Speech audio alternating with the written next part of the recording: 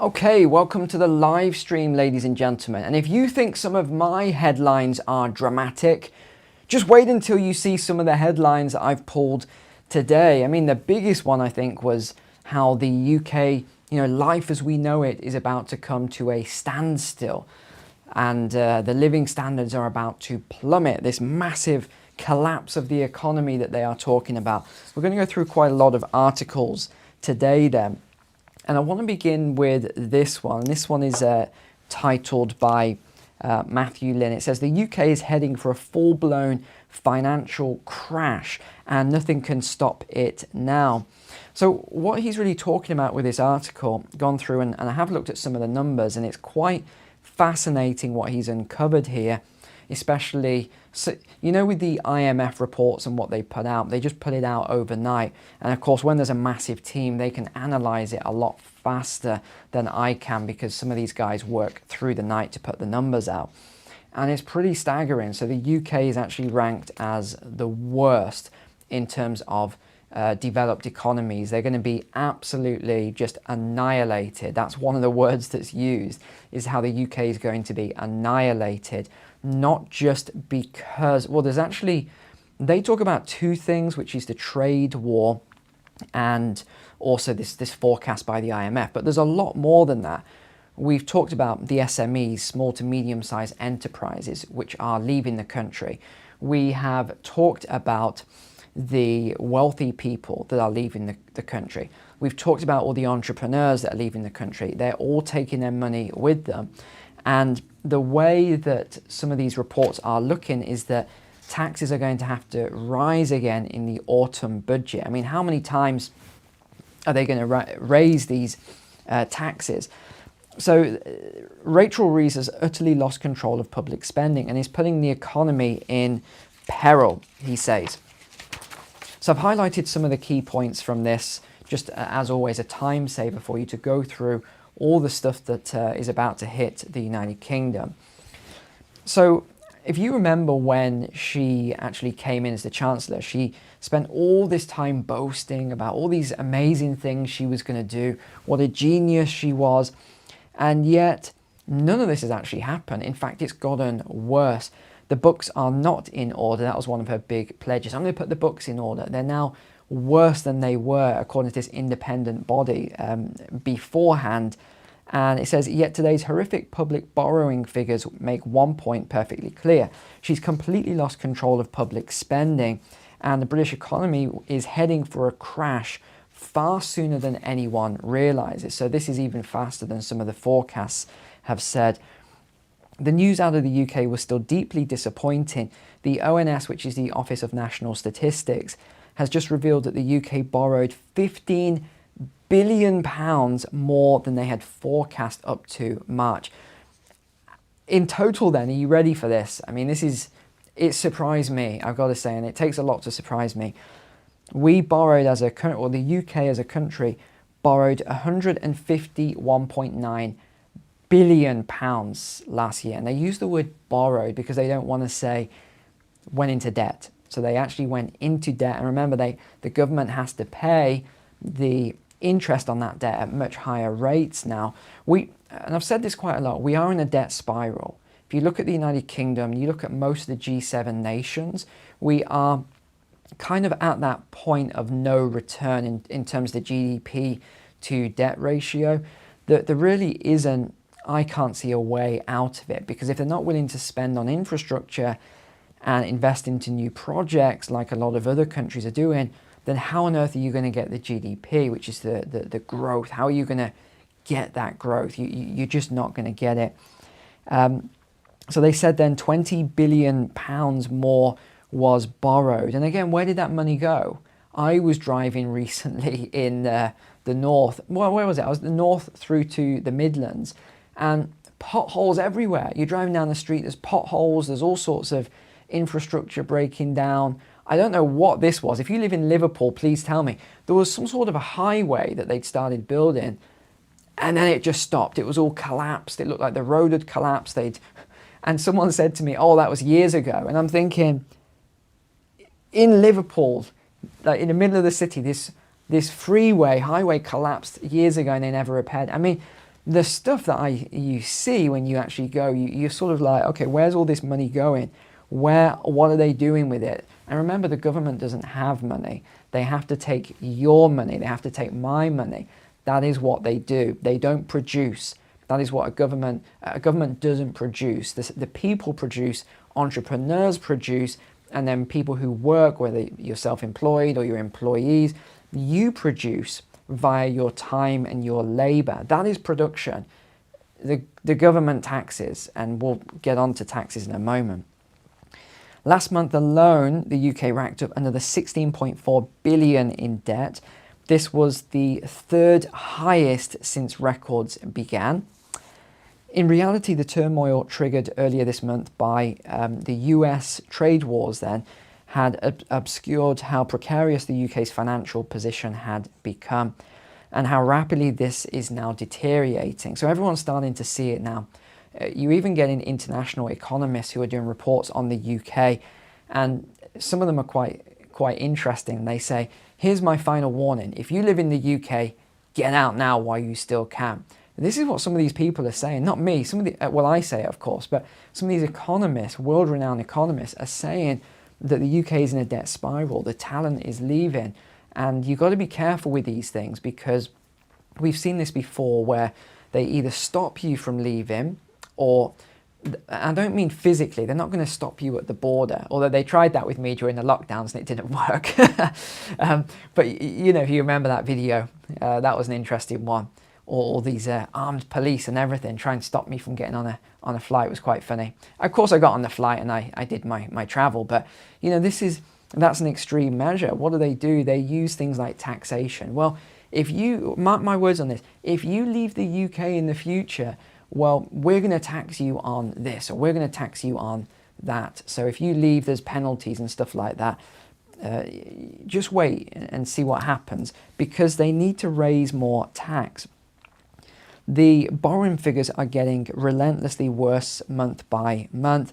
Local authorities as well. This is a big point they're talking. I'm not going to talk about the whole point here on refugees, asylum seekers and all this, but this is what he said. Local authorities have been left to pick up the welfare bills for the surge in asylum seekers. So the government isn't even paying for a lot of this now. And of course, what have we seen? You look at some of the city or the councils where the most amount of, whether they, you know, you've got a mix. Some of them are refugees, some of them are asylum seekers, some of them are simply just economic migrants.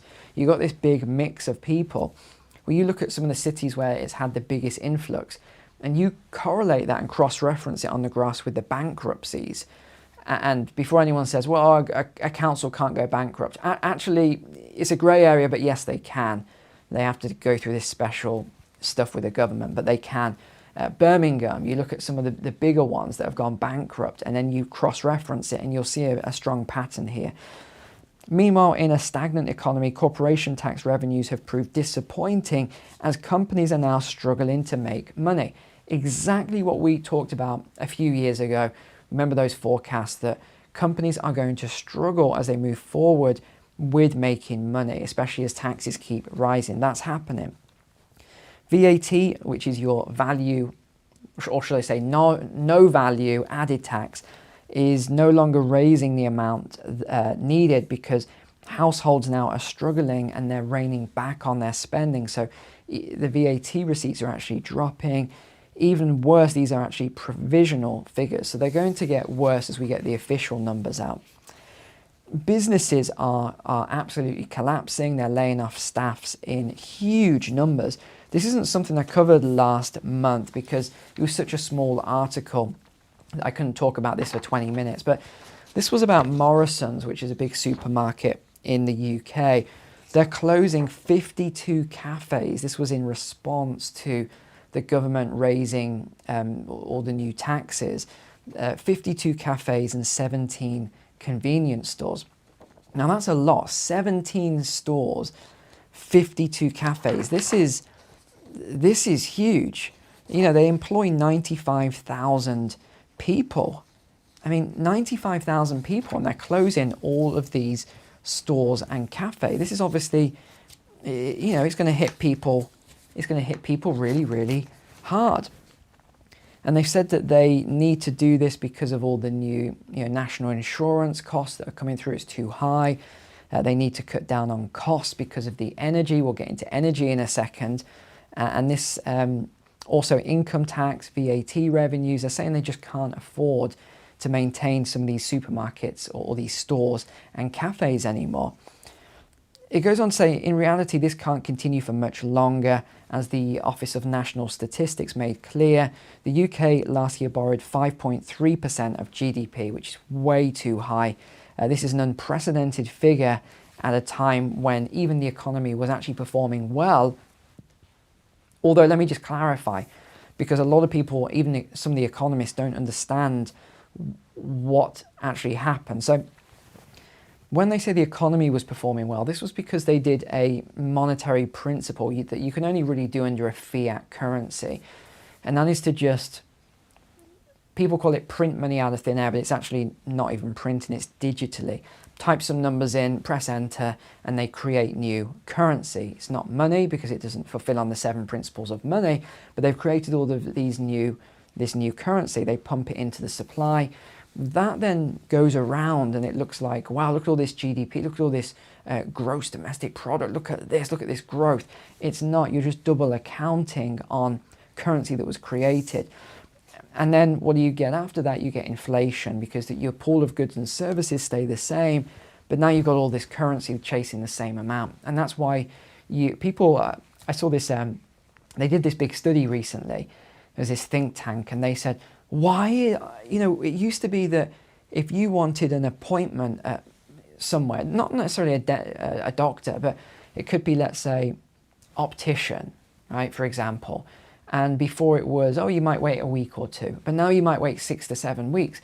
There's all these things going on now saying, well, why is it that in the last 3 years now, the waiting times have just doubled or tripled? You're probably starting to notice this yourself now, because it's not something that people really think about. I've noticed it, these wait times and how you have to book everything, all these appointments.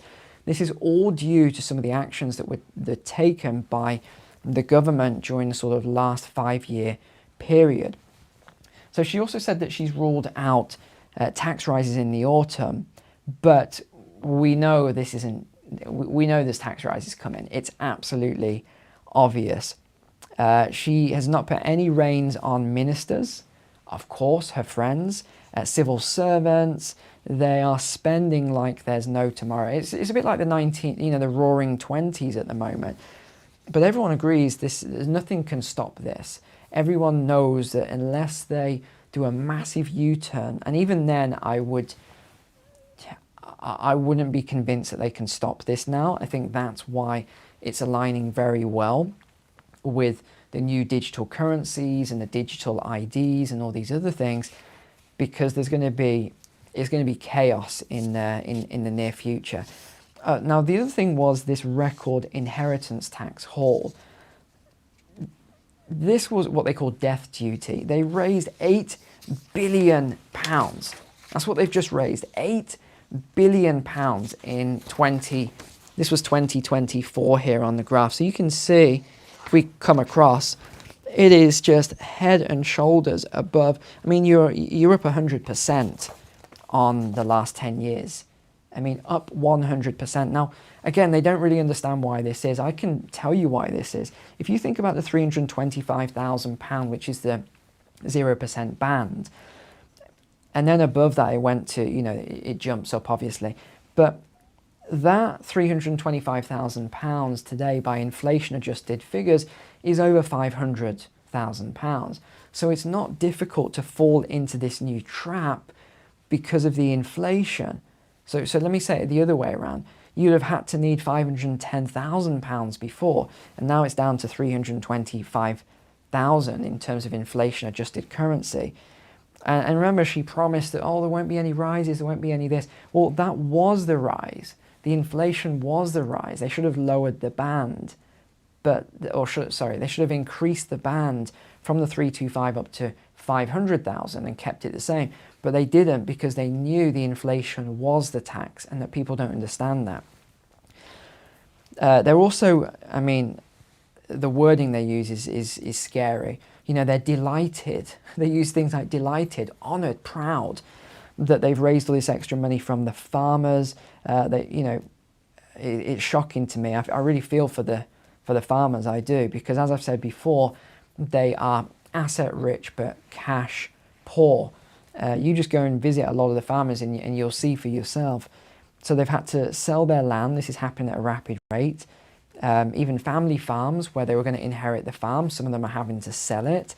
And you look at who's buying it all, and we'll do an investigation into that in the near future. But you look who's buying it all.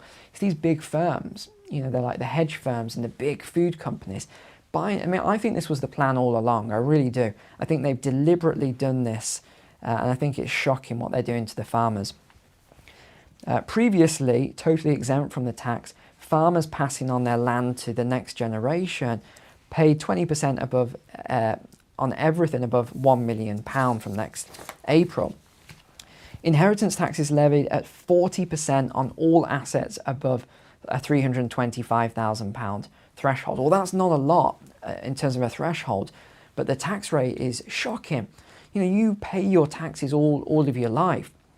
You know, your national insurance, you pay your income taxes. Then you pay your VAT and all these other taxes, your council tax and this tax and air tax, insurance tax and all that.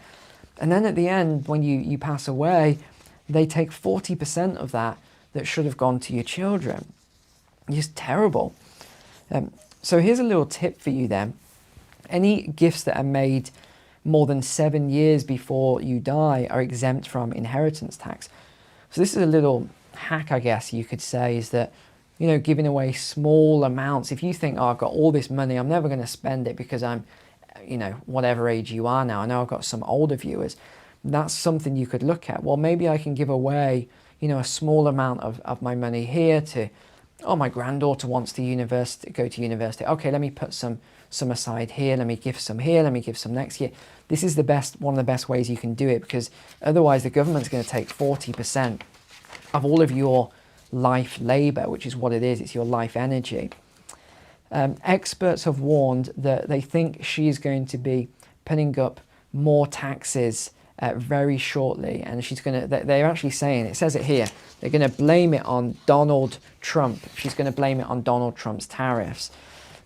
We also have this is an expert tax partner at accountancy firm S&W, said speculation is rife that she needs to increase taxes again for the autumn budget and make further changes to inheritance tax. So possibly even increasing these inheritance tax further. Imagine if it got to 50% rate or even higher. Some worry there's potential for the 7-year gifting rule to be scrapped, what I just mentioned there, or this backdrop of uncertainty provides added urgency for families. And then another one I saw today, this one I just scratching my head at. The Royal Navy is ready to defy China in the Taiwan Strait. And they said they're going to sail through, you know, the UK's carrier strike group wants to send a strong message to China as they sail through the Taiwan Strait, which China considers their waters.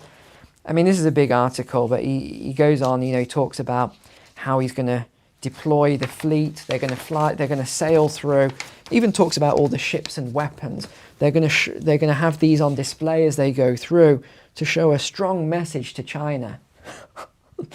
I don't know what to say.